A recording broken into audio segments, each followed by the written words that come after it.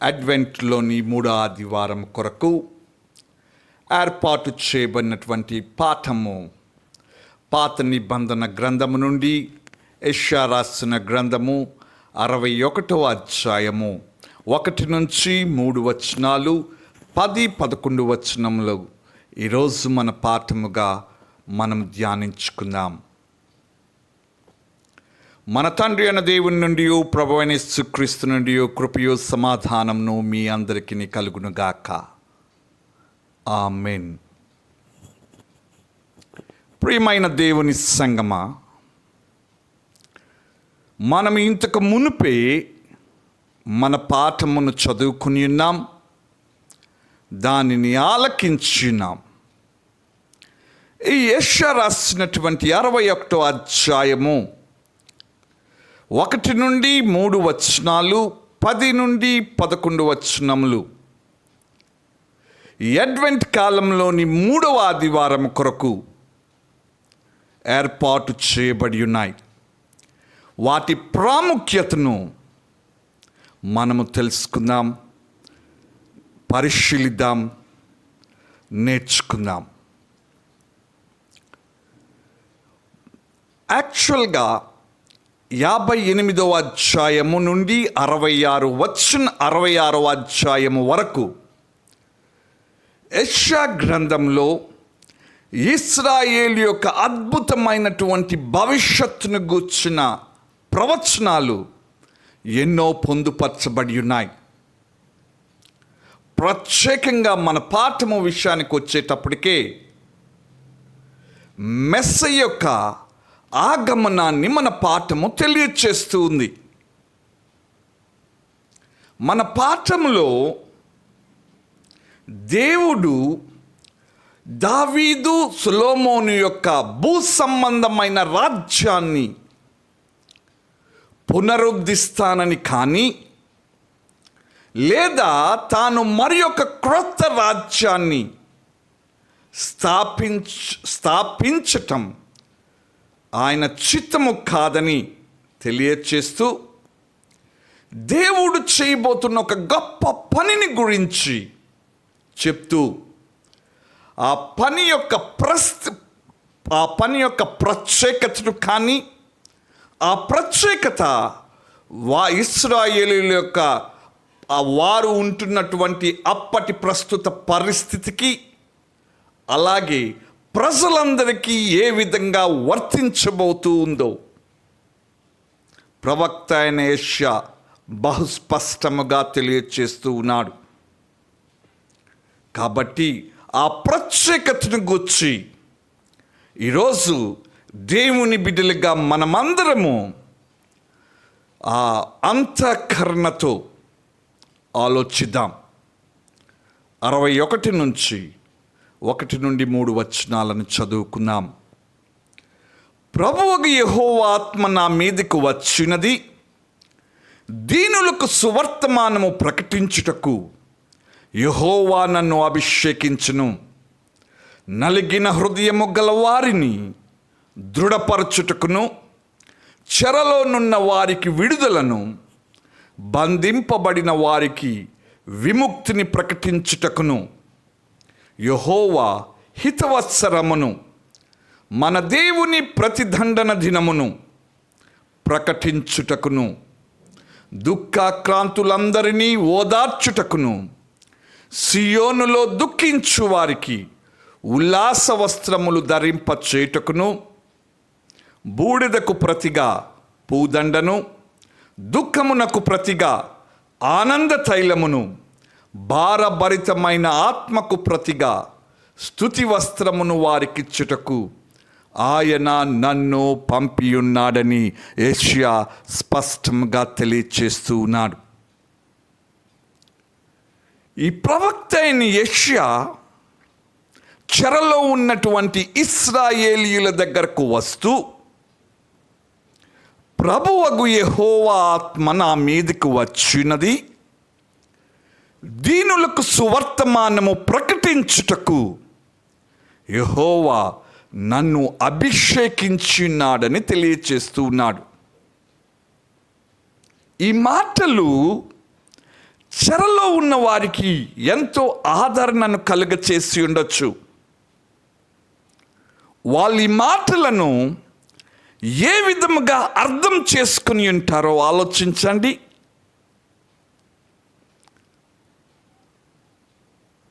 వాళ్ళు ఎలా అర్థం చేసుకున్నారంటే, మొదటిగా వారి పాపములు వారిని దేవుని నుండి దూరపరచి ఉన్నప్పటికీ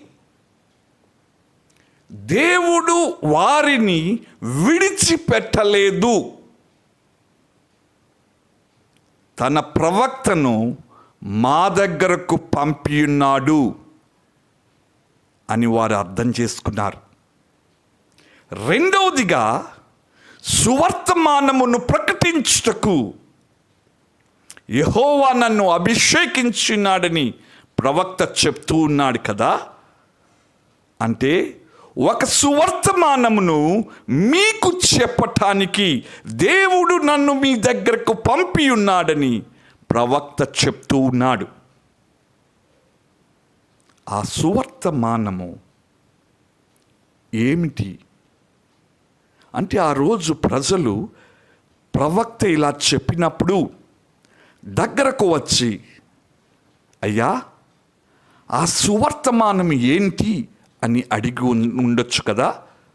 ఒకవేళ నేనే అయితే అక్కడ ఉంటే ఆ ప్రశ్నను ప్రవక్తను అడిగి ఉండేవాడిని. సువర్తమానము అనే మాట ఇక్కడ చాలా ప్రాముఖ్యం.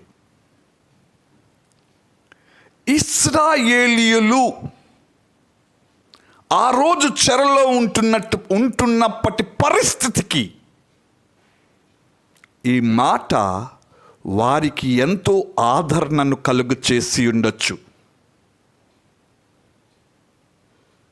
ఎలాంటి సువర్తమానమని మీరు అనుకుంటూ ఉన్నారు?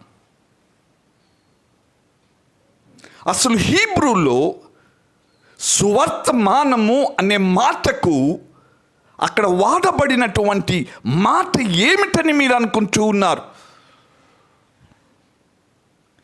ఇక్కడ హీబ్రూలో బార్సెర్ అనే మాట వాడబడింది. దానికి అర్థం ఏంటో తెలుసా? ఏమనుకుంటున్నారు?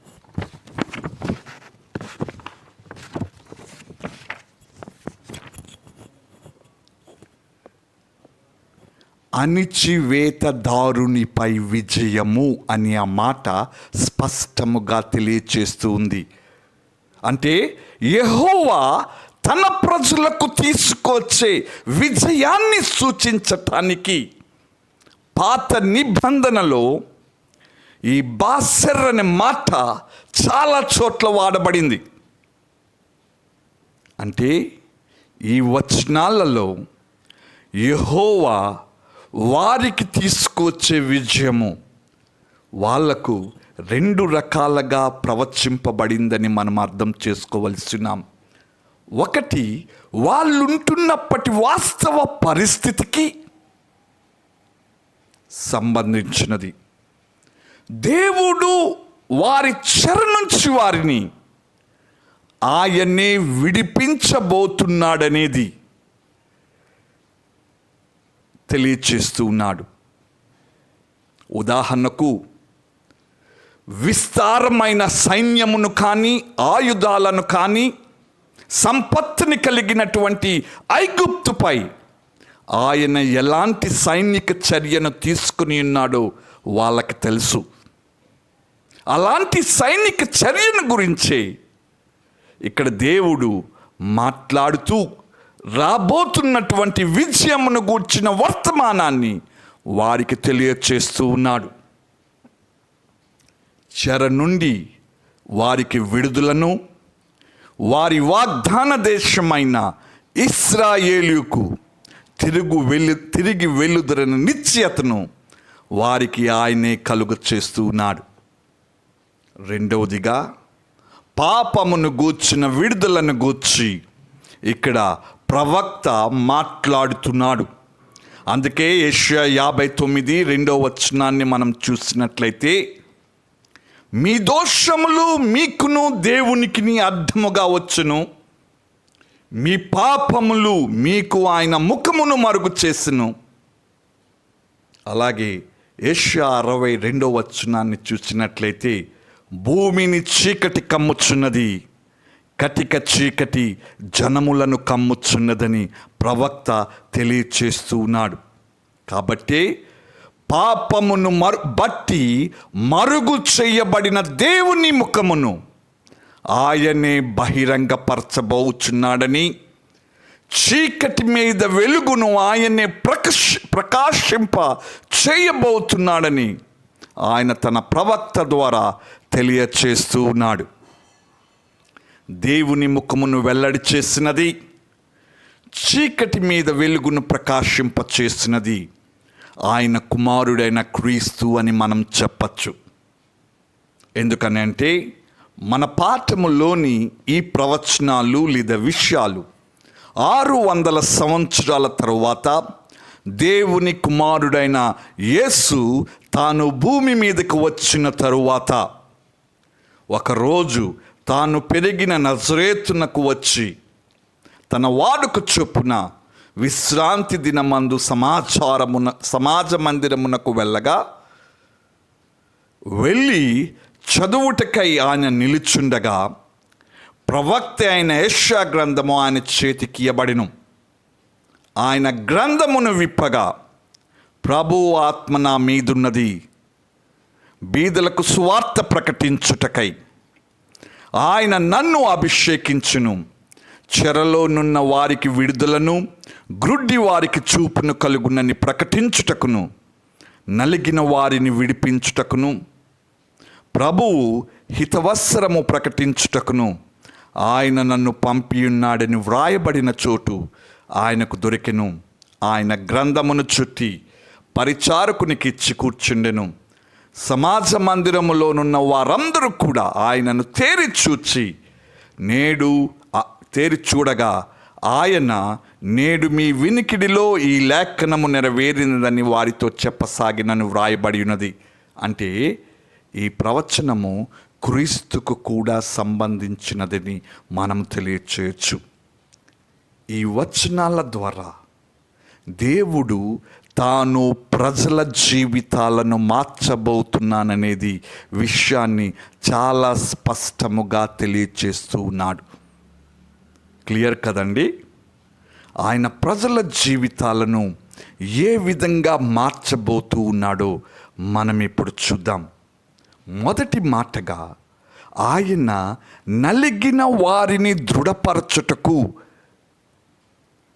అని చెప్తూ ఉన్నాడు.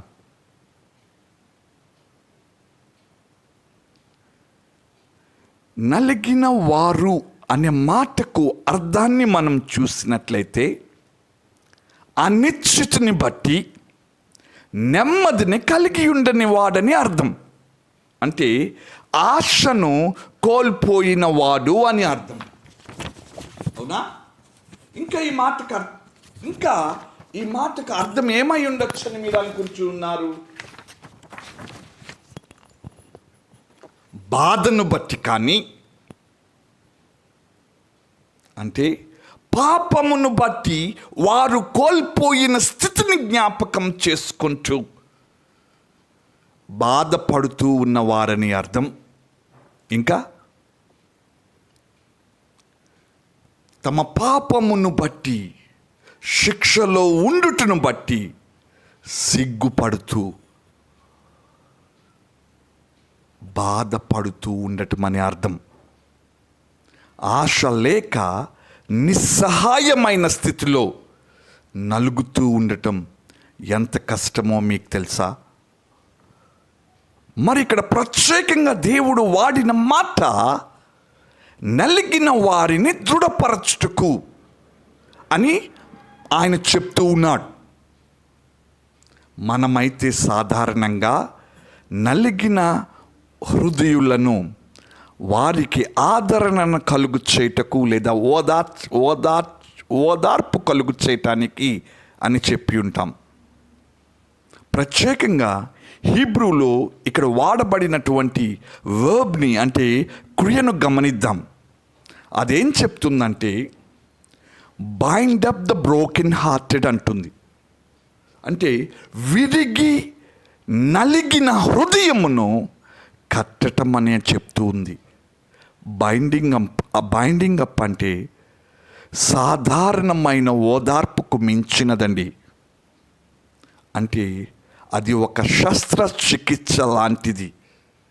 విరిగిన ముక్కులను కలిపి కట్టటం, అవి అతుక్కుకొనుటకు అవసరమైన విధముగా చికిత్స చేసి బాగు చేయటం. ఇశ్రాయేలీయులు తమ అతిక్రమములను బట్టి దేవునికి దూరమై చెరలో ఉన్నారు. వారి కళ్ళ ఎదుటే ఇశ్రాయేలీయుల 10 గోత్రముల వారు చెదరగొట్టబడి తరిమివేయబడి ఉన్నారు. పరాయి దేశంలో దేవుని పిల్లలమని ప్రత్యేకమైన ఐడెంటిటీని నెమ్మదిగా వారు కోల్పోతూ ఉన్నారు. వారికి దరిదాపులలో ఆశ లేదండి. వారిని విడిపించువాడెవడూ కూడా లేడు. వారికి రాజు లేడు, సైన్యము లేదు. చెరలో దాస్యములో శరణార్థులుగా ఉన్నారు.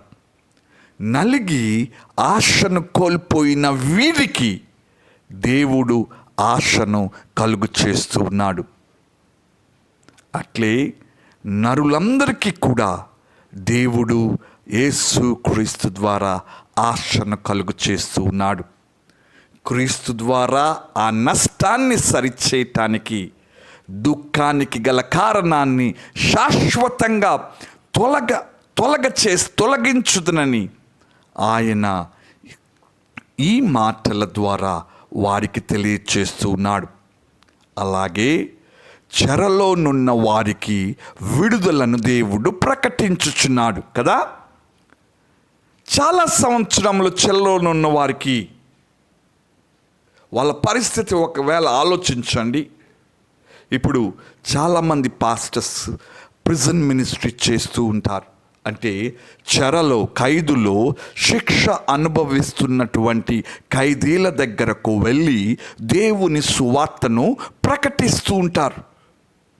వారి పరిస్థితి ఎలా ఉంటుందంటే, వాళ్ళు ఆల్రెడీ తాము చేసినటువంటి తప్పుడు పనిని బట్టి శిక్షకు పాత్రులై ఆ శిక్షను పుచ్చుకొని శిక్షలో వారు గడుపుతూ ఉంటారు. వారికి బాహ్యముగా అంటే బయట తిరిగే స్వేచ్ఛ ఉండదండి కదా. ఇక్కడ చెరలోనున్న వారికి విడుదలను దేవుడు ప్రకటించుచున్నాడు. అంటే అంతర్గతంగా స్వేచ్ఛను వారికి కలుగు చేయుచున్నాడు. అంటే నెమ్మది గల మనస్సును దేవుడు వారికి అనుగ్రహించబోతున్నానని చెప్తూ ఉన్నాడు. వారి పాపములను బట్టి వారు శిక్షా విధిలో ఉంటుండగా దేవుని వాక్యము ద్వారా, తన మాట ద్వారా ఆయన వారిని దర్శిస్తూ వారు పరివర్తన కలిగి జీవించేటట్లుగా వారిని ప్రోత్సహించుచున్నాడు. పాపమును బట్టి శత్రువులకు వారు బందీలుగా ఉన్నారు, యుద్ధ ఖైదీలుగా పట్టబడ్డారు. పాపమే మనలను హీనమైన స్థితికి గురి చేస్తున్నదని, వారి దేవుని నుండి శాశ్వతముగా వారిని దూరపరిచినదని నిరీక్షణ లేక వారు దుఃఖపడుతూ ఆ దేశంలో చెరలో దాసులుగా వారు ఉంటూ ఉన్నారు. ఆ చెరకు అధికారి అయిన వారి క్రింద వారు తమ జీవితములను గడుపుతూ ఉన్నారు. వారు చెప్పినట్లు వారు చేస్తూ ఉన్నారు. వారిని తప్పించునాదుడొకడు కూడా వారికి కనబడలేదు. అలాంటి పరిస్థితుల్లో ఉన్న ఇశ్రాయేలీయుల దగ్గరకు దేవుడు తన ప్రవక్తను పంపించి చెరలో ఉన్న వారికి విడుదలను కలుగు చేస్తూ వారి హృదయములకు నెమ్మదికరమైన ఆదరణకరమైన ఆశను కలుగు చేసి వారిని ప్రోత్సహించుచు బలపరచుచున్నాడు. నిజంగా ఈ ప్రవచనము వారికి ప్రకటింపబడినప్పుడు వారు ఎలాంటి పరిస్థితుల్లో ఉండి ఉంటారో చెప్పండి. ఆశ్చర్యపోయి ఉంటారు కదా. అరే, మన దేవుడు తిరిగి మన పక్షమున పోరాడబోతున్నాడా? ఐగుప్తుపై ఆయన పోరాడిన రీతిగా తిరిగి ఇక్కడ ఆయన బబులోనుపై ఆయన పోరాడుతాడా? ఏం జరగబోతుంది? మేమెలా విడిపింపబడతాం? విడుదల మాకెలా కలుగుతుంది అని ఆశ్చర్యంతో వారు గమనిస్తూ ఉండొచ్చు కదా. నిజమే కదా. అలాగే మరొక ప్రాముఖ్యమైన ఆ మాట, దేవుని ప్రతిదండన దినమును గూర్చి కూడా ప్రవక్త మాట్లాడాడు. అంటే దేవుడు తాను ప్రతీకారమును బబులోనీయుల మీద తీర్చుకుందునని తెలియచేస్తూ ఉన్నాడు. ఇది నిజంగా ఇశ్రాయేలీయులకు ఎంతో ఆదరణను కలిగి చేసి ఉండొచ్చండి. నిజంగా చాలా ఆదరణ కలిగి చేసి ఉండొచ్చు కదా. అందుకే అంటున్నాడు, సియోనులో ఉన్న వారికి స్తుతి వస్త్రములను నేను ఇస్తానంటున్నాడు. అంటే 3వ వచనాన్ని చదువుకున్నట్లయితే, సియోనులో దుఃఖించు వారికి ఉల్లాస వస్త్రములు ధరింపచేయుటకును, బూడిదకు ప్రతిగా పూదండను, దుఃఖమునకు ప్రతిగా ఆనంద తైలమును, భారభరితమైన ఆత్మకు ప్రతిగా స్తుతి వస్త్రమును వారికిచ్చుటకు ఆయన నన్ను పంపియున్నాడని 3వ వచనం తెలియచేస్తూ ఉంది.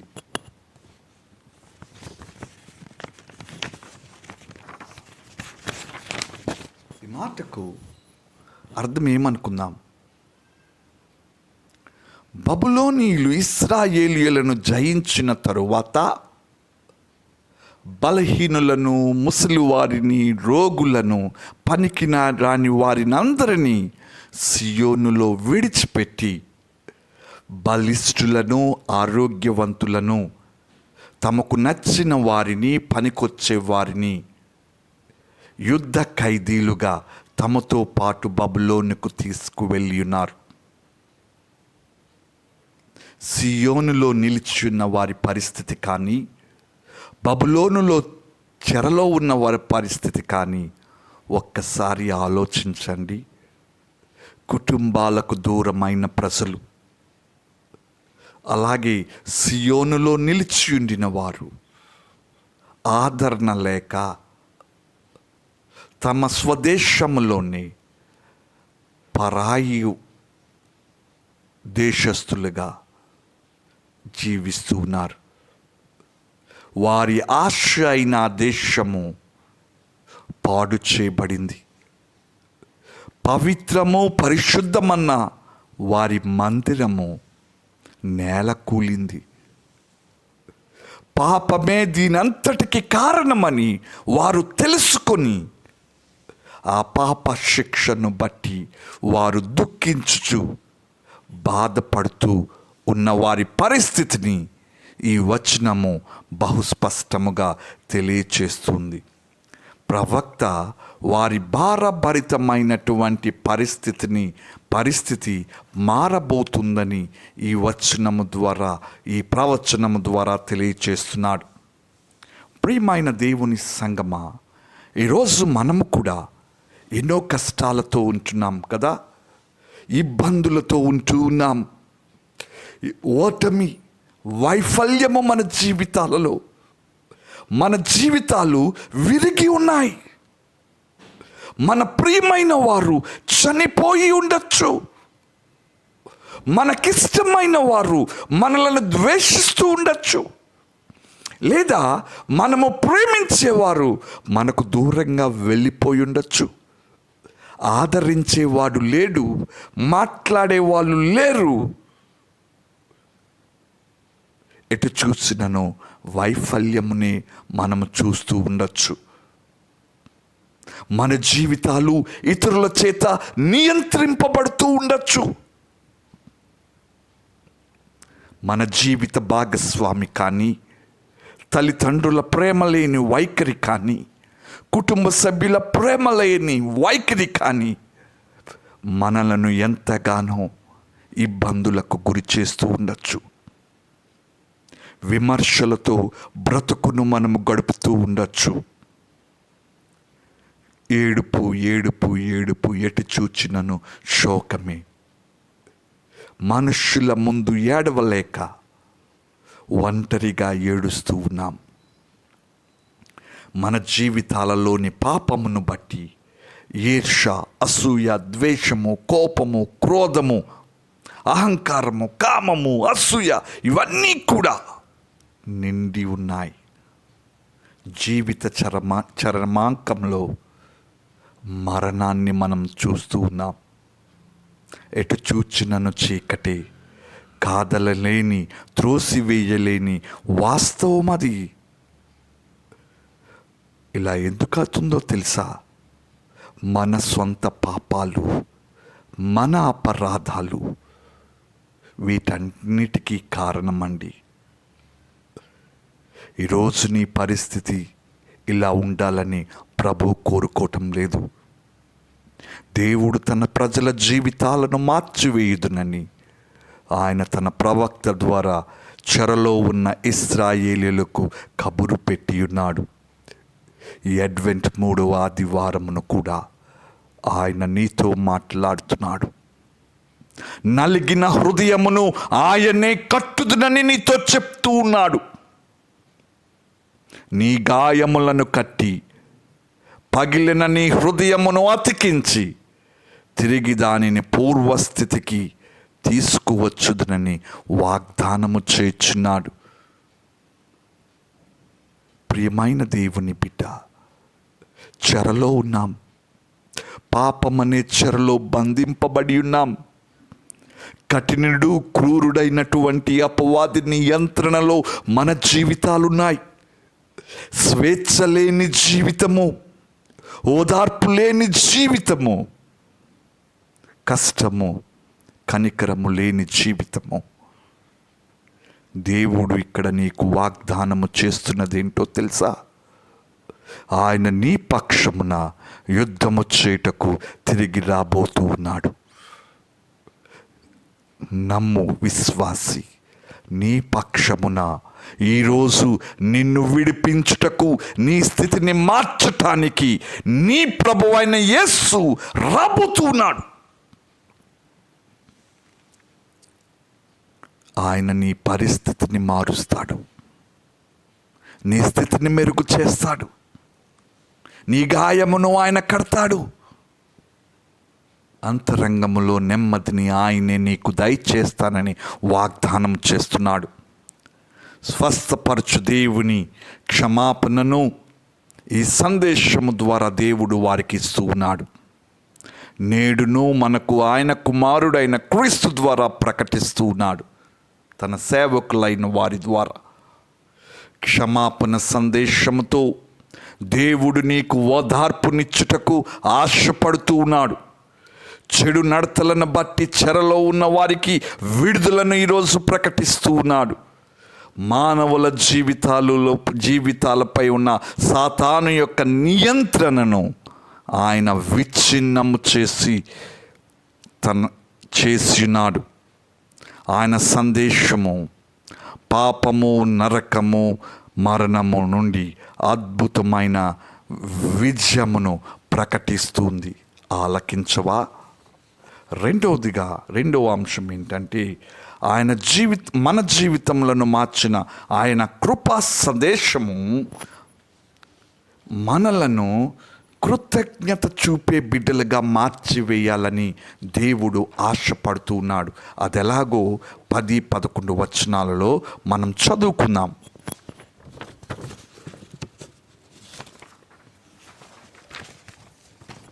10వ వచనంలో, శృంగారమైన పాగా ధరించుకొనిన పెండ్లి కుమారుని రీతిగాను, ఆభరణములతో అలంకరించుకొనిన పెండ్లి కుమార్తె రీతిగాను ఆయన రక్షణ వస్త్రములను నాకు ధరింపచేసినాడు.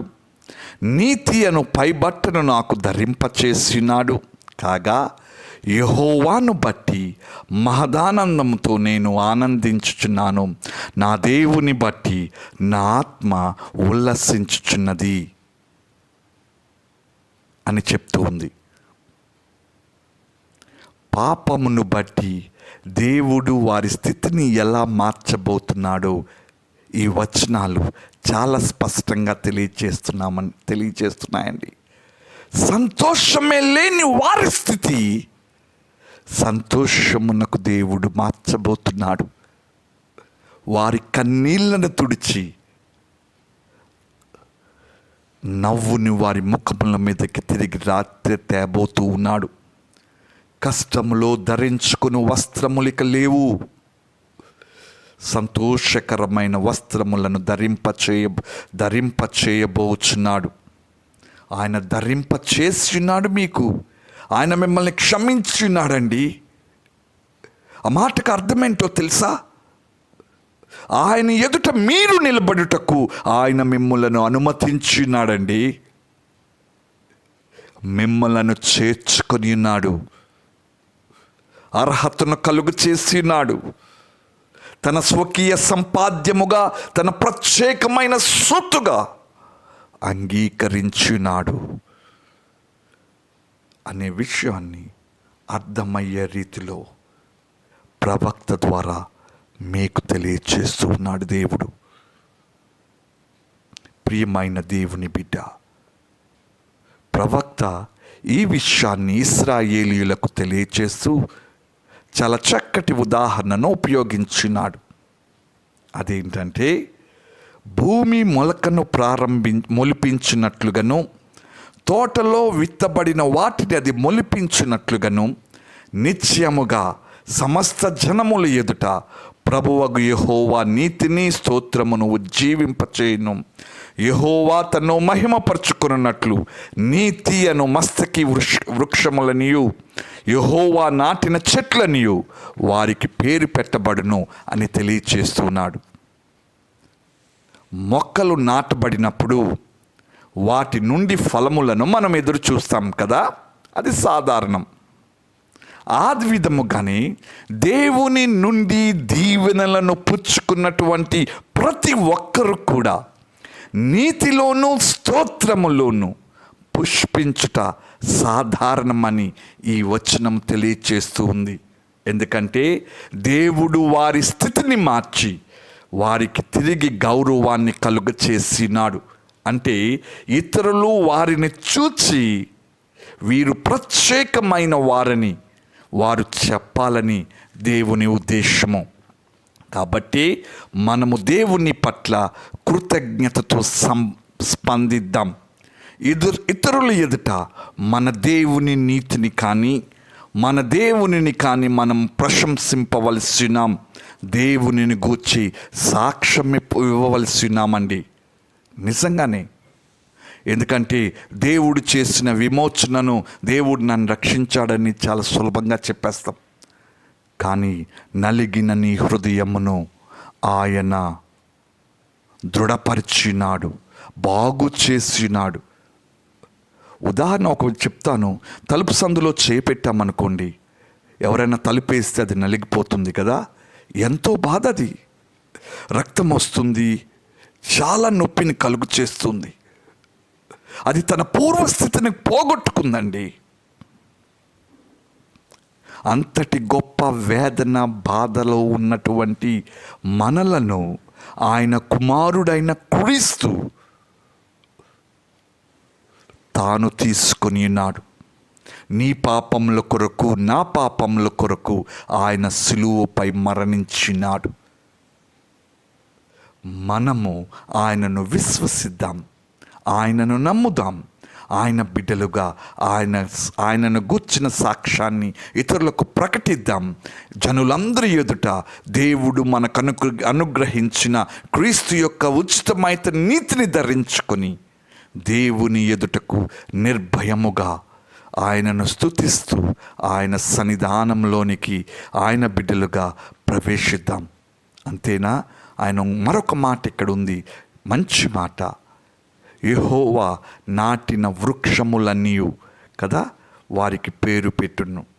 వృక్షము అనే మాటను యెహోవా నాటిన చెట్లన్నీ, నీతి అను మస్తకి వృక్షములన్నీ. వృక్షము అనే మాటకు అర్థమేంటో తెలుసా మీకు? ఇది స్థిరత్వాన్ని తెలియచేస్తూ ఉందండి, బలాన్ని తెలియచేస్తుంది. ఒక వృక్షము ఎన్నో తరతరాలుగా ఒక స్థలంలో ఉంటూ ఎన్నో ఎదురు దెబ్బలను తిరిగినప్పటికీ అది మనకు ఆశను కలుగు చేస్తుందండి కదా, ఆదరణను కలుగు చేస్తుంది. అలాంటి వృక్షములుగా మీరుండాలని, తన ప్రజలైన వారు ఉండాలని దేవుడు ఆశపడుతూ ఉన్నాడు. అది నమ్మకాన్ని కలుగు చేస్తుందండి. అలాగే స్థిరమైనటువంటి వృక్షముగా అది నిలబడుటను బట్టి మనము కూడా నీతి అందు దేవుని బిడ్డలుగా స్థిరత్వమును కలిగి ఉండాలని, అంటే పిల్లర్స్ ఆఫ్ ద చర్చ్కి స్తంభాలుగా ఉండాలని దేవుడు ఆశపడుతున్నాడు. ఉండగలవా? ప్రియమైన దేవుని సంగమా, నిన్నే అడుగుతుంటా. దేవుడు నిన్ను అడుగుతున్నాడు, నా ప్రియమైన సంఘములో, మందిరములో స్తంభముగా నీవు ఉంటావా? ఉండమని ఆయన చెప్తూ ఉన్నాడు. ఎంతోమందికి బలముగా, ఎంతోమందికి ఆదరణనిచ్చు బిడ్డగా, ఓదార్పును కలుగు చేయు బిడ్డగా, దేవుని నీతిని బట్టి ఆయన సాక్ష్యమును ప్రచురము చేయుచు ఆయన కొరకు జీవించుటకు నిశ్చయతను కలిగి ఉంటావా? ప్రియమైన దేవుని బిడ్డ, మరొక మాట ఇక్కడ చెప్తుంది, నీతి అనే మాట కదా. నీతి అంటే దేవుడు మనకి ఇచ్చిన, క్రీస్తులో అనుగ్రహించిన ఉచితమైన నీతి కదా. కానీ ఇక్కడ ట్రాన్స్లేషన్లో ఏంటంటే మరొక డిఫరెంట్ వర్డ్ వాడబడింది. అదేమని చెప్తుందంటే సెడెక్ అనే మాట. అదేం చెప్తుందంటే ఇశ్రాయేలీయులు వారి నైతిక ప్రవర్తనలో నిజాయితీగా, నీతిగా ఉండాలని చెప్తూ ఉంది. అలాగే దేవుని చిత్తమునకు, అలాగే దేవుని ధర్మశాస్త్రమునకు వారు విధేయులై అవి చెప్తున్నట్లుగా వారు జీవించాలని చెప్తూ ఉంది. ఈరోజు మనము దేవుని బిడ్డలముగా, దేవుని ధర్మశాస్త్రమును మన పక్షమున నెరవేర్చిన క్రీస్తుకు కృతజ్ఞతను తెలియచేస్తూ దేవుని నీతిని ధరించుకుని వారముగా, దేవుని బిడ్డలముగా, సంఘానికి మనము పిల్లర్స్గా మనముందాం. అనేకులకు ఆదరణను కలుగచేసి దేవుడు మనకిచ్చిన బలమును, సామర్థ్యమును బట్టి ఇతరులను ప్రోత్సహిద్దాం. దేవుడు మనందరి జీవితాలలో ఎన్నో మేళ్లను చేసి ఉన్నాడండి. ఆ మేళ్లను బట్టి నిత్యము దేవునిని స్తుతిస్తూ ఈ అంచె దినములలో విశ్వాసమును, ఆయన స్థిరమైన వాక్యమును బట్టి మనము స్థిరమైన వాక్యమును పట్టుకొని ఆ వాక్యము ప్రకారము జీవిస్తూ మనము నమ్మిన మన దేవుడైన క్రీస్తును మహిమపరచుచూ ఉండాలని ఆకాంక్షిద్దాం. దేవుడు ఈ చిన్న వాక్యమును మన అందరి వినికిడిలో ఆశీర్వదించి దీవించునుగాక. ఆమెన్.